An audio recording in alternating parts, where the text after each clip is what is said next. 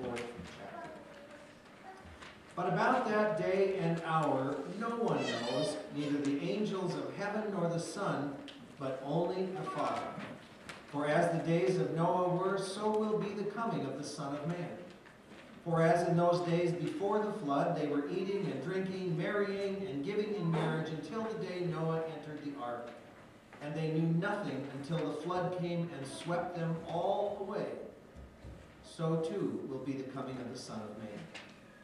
Then two will be in the field, one will be taken and one will be left. Two women will be grinding meal together, one will be taken and one will be left. Keep awake, therefore, for you do not know on what day your Lord is coming. But understand this, if the owner of the house had known in what part of the night the thief was coming, he would have stayed awake and would not have let his house be broken into. Therefore you also must be ready, for the Son of Man is coming at an unexpected hour. This is the gospel of the Lord.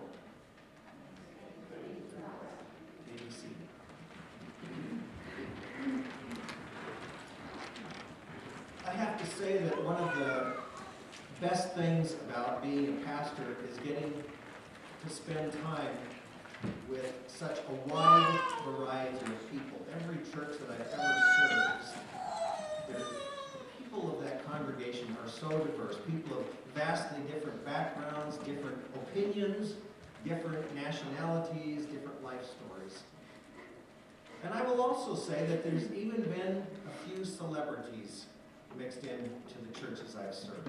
Senators, mayors, an NFL quarterback, a Major League Baseball player, even a Hollywood actor who appeared in Chuck Norris and Star Wars movies and appeared on sitcoms such as Night Court and The Jeffersons. A man named Daniel, who to this day is a very good friend of mine. One of my favorite celebrity church members, though, was a young woman who was an Olympic swimmer and a world record holder. Such an impressive young woman. If you met her, you would just be so impressed with who she is as a human being. Not the least, to say anything about her incredible talent as a swimmer. What was especially fun, I think, about her was that the whole church adopted her. So whenever she had meets or whenever she was getting ready to leave for a meet or come back from a meet, the whole church was there. It was like going to a swim meet was a big Lutheran gathering. There were so many Lutherans to encourage her, support her, cheer for her every step of the day. And I will tell you, I was one of those people. I went to her meets and I stood and I cheered and I found myself yelling for her as she swam, yet pursuing her world record. It was during one of those swim meets at the King County Aquatic Center in Federal Way, Washington, that something happened that I wish had never happened. This young woman had just won the 200-meter individual medley in yet another world record time, and all of us Lutherans were up standing and cheering her out of our minds when I faintly heard my phone ring. So I answered the phone, only to learn it was the emergency department at St. Joseph Medical Center in Bellingham, Washington, calling me to tell me that my daughter had just cut off her finger in an accident at work. Talk about bringing someone back down to earth from absolute elation to being in a pit of despair. My face must have turned sheet white as I got the news. My daughter, the circus performer. My daughter, the accomplished flutist. My daughter, the painter and ceramicist. My daughter, who used all 10 of her fingers for so many things, but most importantly, my daughter. I had 1,000 questions, none of which could be answered by the woman that I was speaking to from the emergency department. She couldn't answer any of my questions, so I just simply said, tell my daughter I'll be there. Tell her her dad will be there as soon as he can get there. And with that, I shot out the door. I can't even tell you how fast I shot out the door. Never did it take so long to drive 114 miles. Now, for those of you who are familiar with the Puget Sound area, the drive from Federal Way, Washington to Bellingham is 100 145 miles. It's all Interstate 5, a drive straight north. But it's straight north through the SeaTac Airport interchange, through rush hour Seattle traffic, through the congested University of Washington district, past 2 Boeing facilities.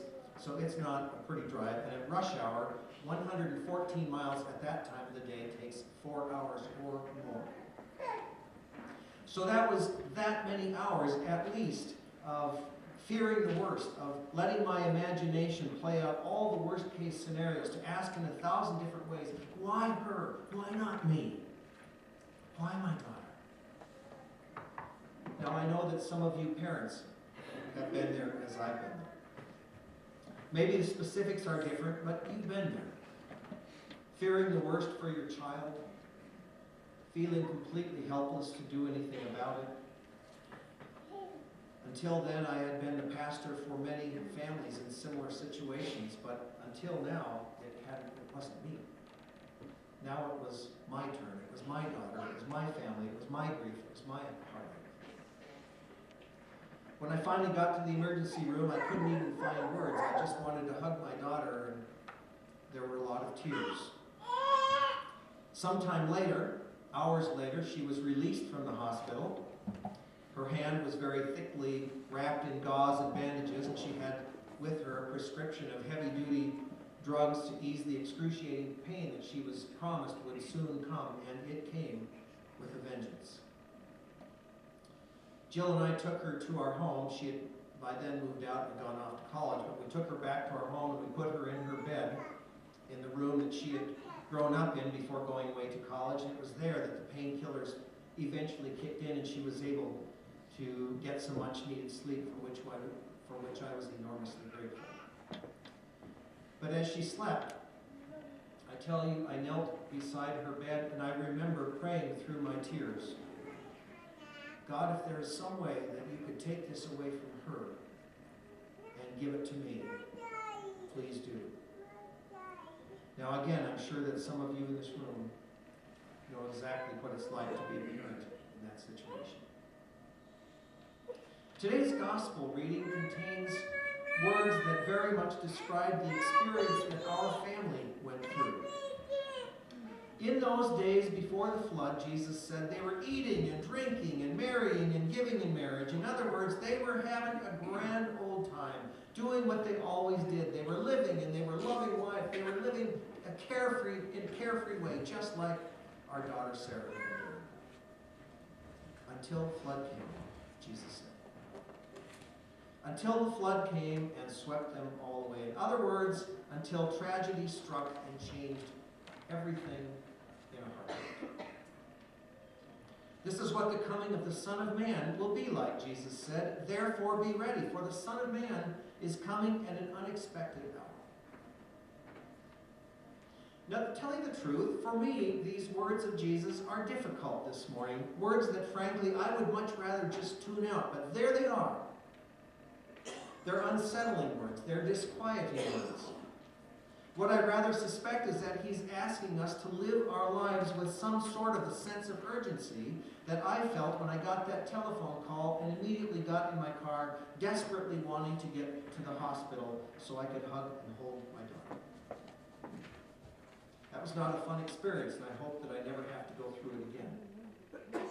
But I'll also tell you this. It certainly did help me become a lot clearer about my priorities, the things in life that truly matter the most.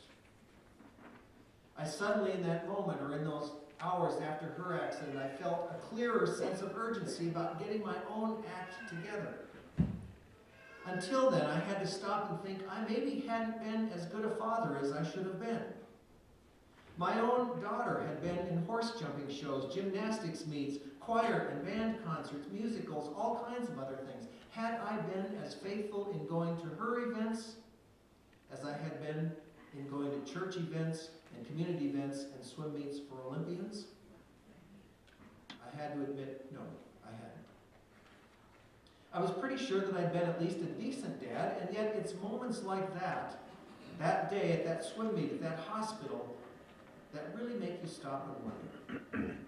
You question whether the choices you made were good ones, whether your priorities were in the right order. you vow in the future to be better, to be different, to be more attentive, to be more faithful in caring for those that God has most closely put in your life. Be ready, Jesus says, for you never know. Be ready all the time, not just some of the time. Be ready all the time. But honestly, I'm not sure how realistic that is. Doesn't Jesus know that we can't live that way all the time? Doesn't he know how jam-packed our lives are with responsibilities, with jobs to go to and tend to, with work to get done, schoolwork to get done, homes and cars and yards to keep up, church communities, church activities to be involved in, church committees, community activities, community organizations, family events? We can go on and on and on. We all have these lists. I know that I can do better. But I'd much rather be reminded of it by reading a gospel lesson than by having to fudge the speed limit through 1,000 tears to get to a loved one in crisis. Far too often, though, and many of you will admit that it's true, it's through those life crises that important messages are driven deeply into our hearts and souls, when we're reminded of the need to be ready, to keep watch, to not take things and people for granted.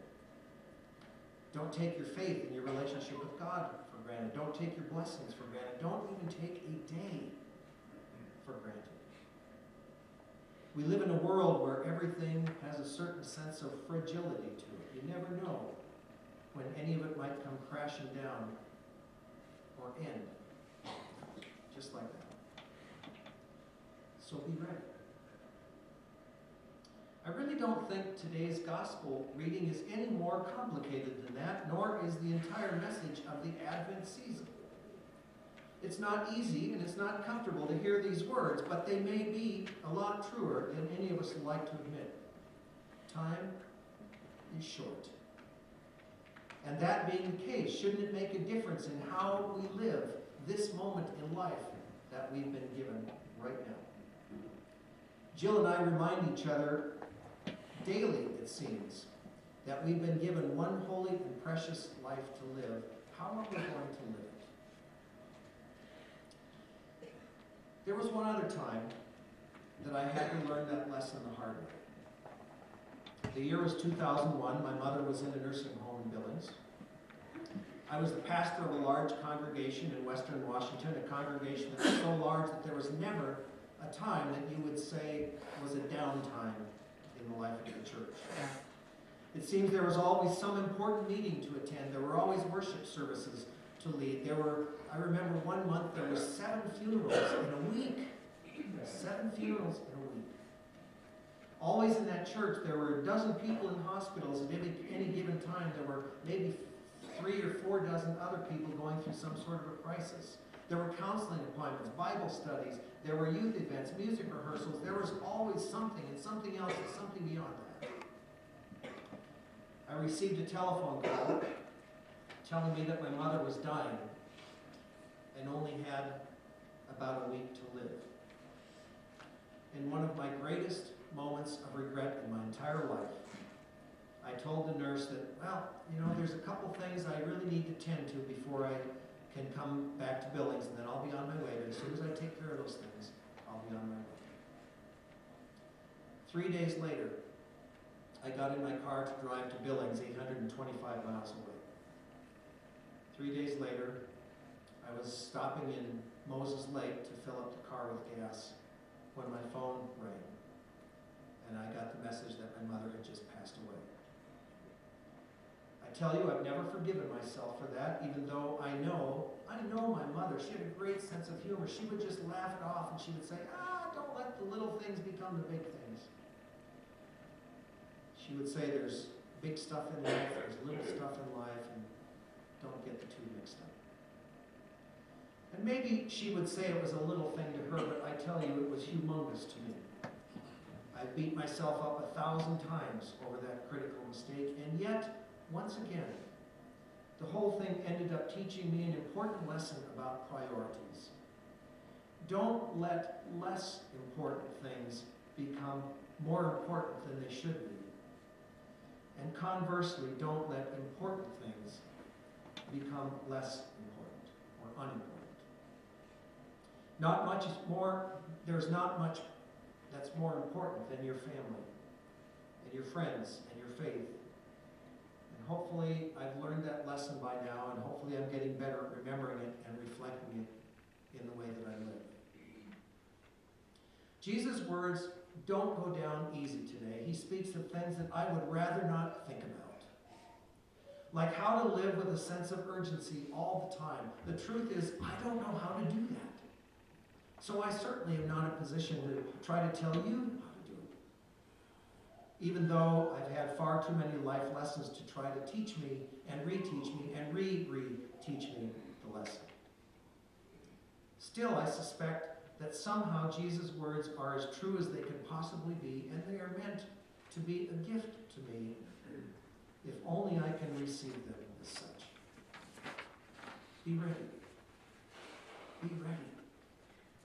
Be ready, for the Son of Man is coming when you least expect it. In the spirit of Advent, I'd like to ask you and invite you to let these 4 things be your Advent challenge. Number 1, don't lose sight of what matters most. Number 2, never forget how loved and forgiven you are, even when you're convinced that it can't possibly be so.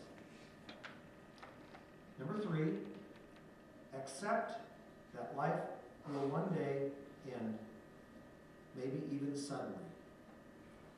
And number 4, live like it is so. Amen. Hymn number 257.